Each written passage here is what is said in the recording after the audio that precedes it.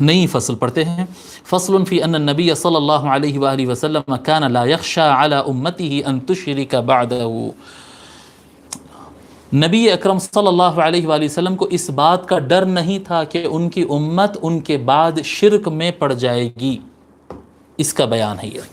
جی نبی اکرم صلی اللہ علیہ وسلم کو اس بات کا اندیشہ نہیں تھا کہ امت شرک میں پڑ جائے گی. آج یہ ہو گیا نا، یہ خاص طور پر نجد کی طرف سے جو دعوتی مشنز چل رہے ہیں ہر طرف، شرک ہو گیا، شرک ہو گیا، ایسا کر کھانا سامنے رکھتے شرک ہو گیا، اگربتی لگاتے شرک ہو گیا، فاتحہ پڑھتے شرک ہو گیا. یہ شرک کا جو اتنا ڈر لگا ہوا ہے نا، حضور صلی اللہ علیہ وآلہ وسلم کو اپنی امت کا شرک کرنے کا ان کو ڈر نہیں تھا کہ امت شرک میں پڑ جائے گی. اکا دکا کوئی واقعہ ہوتے ہوں گے، لیکن اوورال امت کو شرک کا ڈر نہیں ہے. تو کس چیز کا ڈر ہے امت کو؟ آئیے پڑھتے ہیں.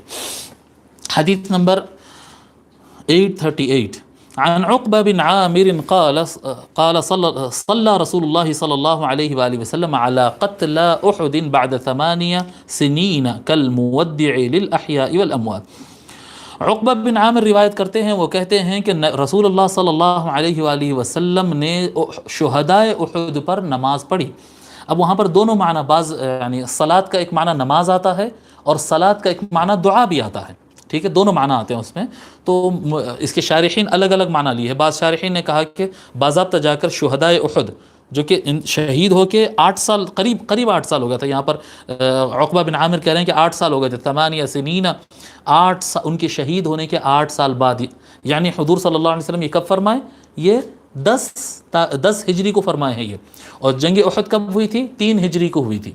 3 ہجری کو جنگ احد ہوئی تھی. تو 3 ہجری کے بعد سے 10 تک جو ہے 7 ساڑھے 7 سے زیادہ ٹائم ہو رہا تھا غالباً. تو یہ 8 سال بتا رہے ہیں اس طرح سے. ٹھیک ہے، 8 سال کے بعد حضور صلی اللہ علیہ وآلہ وسلم ان شہداء کے مزارات پر گئے، شہداء کے قبور پر جو میدان احد میں دفن کیے گئے نا. حضرت حمزہ بن عبد المطلب ہے، حضرت مصعب بن عمیر رضی اللہ عنہ، یہ صحابہ ہے شہید. تو وہ شہداء کے پاس گئے اور ان کے لیے نماز جنازہ پڑھے، یا پھر ان کے لیے اسپیشل دعا کی، 8 سال بعد. پھر فرماتے ہیں کل مودع للاحیاء والاموات.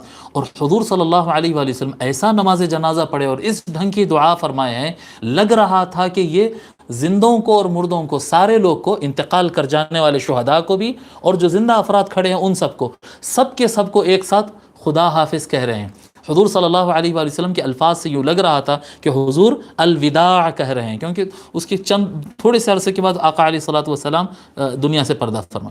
تو فرماتے ہیں اس طرح سے نماز پڑھے، اس طرح سے دعا کیے. ثم طلع علی المنبر. اس کے بعد حضور صلی اللہ علیہ وسلم وہ شہداء کے پاس جا کر دعائیں وغیرہ کیے اور نماز پڑھے اور منبر پر کھڑے ہو گئے اور خطاب فرمائے.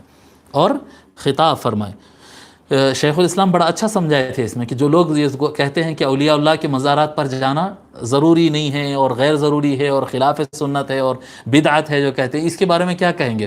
کہ حضور صلی اللہ علیہ وآلہ وسلم مزارات کو بھی گئے، جبکہ انتقال ہو گیا تو ان کا زمانہ ہو گیا، مزارات پر بھی گئے، ان کے لیے خصوصی دعا کا بھی اہتمام کرے، نماز کا بھی اہتمام کرے، اور منبر پر کھڑے ہو کر ان کے لیے کیا کہتے ہیں، پبلک سے خطاب بھی فرمائیں. یہی تو ہوتا ہے عرس شریف میں. لوگ جمع ہوتے ہیں، مزار کے پاس جاتے ہیں اور وہاں قرآن پڑھتے ہیں، دعا کرتے ہیں، اور جلسہ عظمت اولیاء ہوتا ہے. اور کیا ہوتا ہے عرسوں میں؟ جی تو بڑا اچھا سمجھائے تھے شیخ الاسلام اس وقت. تو پھر فرماتے ہیں ثم طلع علی المنبر.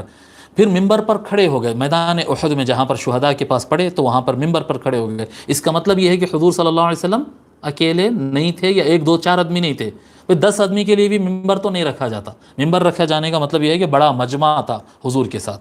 ٹھیک، پھر فرمایا ممبر پر کھڑے ہو کر آقا صلی اللہ علیہ وآلہ وسلم ارشاد فرمایا انی بین ایدیکم فرط وانا علیکم شہید. فرماتے ہیں کہ میں تم سے آگے چل رہا ہوں، میں تمہارے آگے چلنے والا ہوں، آگے بڑھنے والا ہوں تم سے. وَأَنَا عَلَيْكُمْ شہید، اور میں تم پر گواہ ہوں. وَإِنَّ مَوْعِدَكُمُ الْحَوْض، اور تمہارا ہماری ملاقات کا جو موقع ہے وہ حوض کوثر پر ہوگا. جی آپ دیکھیے الفاظ الوداع کہنے والے کے الفاظ ہیں.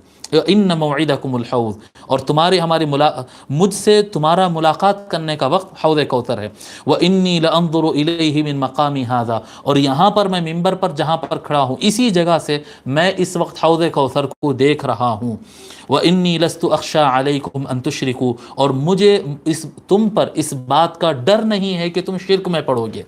دیکھیے آپ کلیئر الفاظ میں فرما رہے ہیں حضور صلی اللہ علیہ وسلم، مجھے اس بات کا ڈر، یعنی میں اس دنیا سے جانے کے بعد مجھے اس بات کا ڈر نہیں ہے کہ تم شرک میں پڑ جاؤ گے، وَلَكِنْ أَخْشَىٰ عَلَيْكُمُ الدُّنْيَا أَن تُنَافِسُوهَا، لیکن مجھے اس بات کا اندیشہ اور ڈر ہے کہ میرے بعد تم اس دنیا کے کمپٹیشن میں لگ جاؤ گے، جی دنیا جمع کرنے کی ریس میں لگ جاؤ گے، میرے پاس اتنا پیسہ، اس کے پاس اتنا پیسہ، ان وہ برانڈ پہنا، ان یہ برانڈ پہنا، جی اس کے پاس کیا کہتے ہیں یہ کار ہے، میرے پاس یہ کار ہے، یہ جو کمپٹیشن ہوتی ہے، ریس، اس کا بینک بیلنس اتنا، اس کا بینک، ان کون سے بوٹل میں پانی پیا، میں کون سے بوٹل، یہ جو ہر چیز کے اندر آج دیکھیے یہ تاجر لوگ جو ہے نا، یہ ہم کو الو بناتے ہیں، یہ تاجر لوگ ہم کو الو بنا رہے ہیں، برانڈنگ کر کر کے، یہ برانڈ وہ برانڈ، چیز وہی ہوتی ہے، جسٹ ایک لوگو چینج کر دے کے جو ہے اس کا پرائز بڑھا دیتا ہے، اور وہ لوگو ساتھ میں رکھ لے کے، وہ برانڈ مارک، وہ مارک رکھ لے کے اپنے پاس انسان فخر بھی محسوس کر رہا ہے۔ یہ جو مارک پر فخر کرنا اور مہنگے چیزوں پر فخر کرنا اور زیادہ چیزوں پر فخر کرنا، یہی تو فتنہ ہے اس امت کا، یہی تو پرابلم ہے۔ حضور صلی اللہ علیہ وآلہ وسلم یہی تو فرما رہے ہیں کہ لوگوں، مجھے اس بات کا ڈر نہیں کہ تم شرک میں پڑ جاؤ گے، بلکہ مجھے اس بات کا ڈر ہے کہ تم دنیا داری میں ریس میں لگ جاؤ گے، جی ریس میں، ولیکن اخشى علیکم الدنیا ان تنافسوها۔ اور یہ جو سعودیہ سے جو لہریں آئے ہیں، یہ جو نجد اور ریاض سے جو دعویٰ والارشاد اور یہ بڑا بڑا پیسہ آیا ہے دین دین دین کے نام پر، یہ دیکھیں آپ کیا ہوا ہے، آپ جا کر سعودیہ کے اندر بھی دیکھ لیں آپ، وہ لوگ ہر چیز میں ان کو شرک نظر آیا۔ سیدہ فاطمہ علیہ السلام کے مزار کو انہوں نے ویران کر دیا، حضور صلی اللہ علیہ وآلہ وسلم کے والد اور والدہ کے مزار پہ کوئی نہیں جا سکتا ہے، کوئی جنت البقیع کے پاس جا کے فاتحہ پڑھنا چاہے اس کے چھڑی سے ہاتھ پہ مار کے نیچے کر دیتے، کہتے شرک ہو گیا، شرک ہو گیا، نیچے کرو آتے۔ جو جس چیز کا حضور کو ڈر نہیں ہے اس چیز سے روکا گیا، اور جس چیز کا حضور نے فرمایا کہ اس بات کا ڈر ہے، تو پھر BMW کے مقابل میں مرسیڈیز، اور 25 منزل کے مقابل میں 100 منزل، پھر یہ برانڈ کے کپڑے کے مقابل میں وہ برانڈ، یہ چیز کو انہوں نے روکا ہے اپنے ملک کے اندر؟ نہیں روکا۔ تو یہ اصلاح نہیں، یہ فساد تھا، یہ اصلاح نہیں تھا، یہ فساد تھا کہ حضور کو شرک کا ڈر نہیں ہے، اور یہ شرک سے ہی بچانے کے لیے بیٹھے ہوئے ہیں، اور جس چیز کا ڈر ہے کہ شرک نہیں، دنیا کے پیسے اور دنیا کی دولت میں تم ریز کرو گی، وہ چیز تو وہاں سے زیادہ تو یہاں پر نہیں ہو سکتا ہے۔ آپ جا کر دیکھ، جو لوگ عربستان میں رہتے ہیں ان سے پوچھ لیجئے، ہمارے پاس کوئی مقابلہ ہی نہیں ہے ان کے مقابل میں۔ اب تو نمبر پلیٹوں کا مقابلہ ہو رہا ہے کہ اس کا 3 نمبر والا اس کے نمبر پلیٹ ہے کار کا، اس کے 2 نمبر والا، بلینز خرچ ہو رہے ہیں اس کے اوپر، بلینز خرچ کر رہے ہیں لوگ، کروڑوں اربوں روپیہ بہا رہے ہیں، صرف میرا برانڈ تیرا برانڈ، میری مارک میرا مارک تیرا مارک تیرا انا للہ و انا الیہ راجعون۔ اپنے آپ کو اگر بچا رہے ہیں تو اس ریس سے بچاؤ، اس ریس سے اپنے بچاؤ۔ ولیکن اخشى علیکم الدنیا ان تنافسوها قال فكانت آخر نظرة نظرتها الى رسول اللہ صلی اللہ علیہ وآلہ وسلم۔ عقبہ بن عامر کہتے ہیں وہ جو ممبر پر کھڑے ہو کر آقا صلی اللہ علیہ وآلہ وسلم نے میدان احد میں خطاب فرمایا، وہ آخری نظارہ تھا، وہ آخری دیدار تھا کہ میں حضور صلی اللہ علیہ وآلہ وسلم کا دیدار کیا، اس کے بعد آقا صلی اللہ علیہ وآلہ وسلم پھر نظر نہیں آئے، مطلب پھر ان کو دیکھنے کا دوبارہ اتفاق نہیں ہوا، متفق علیہ۔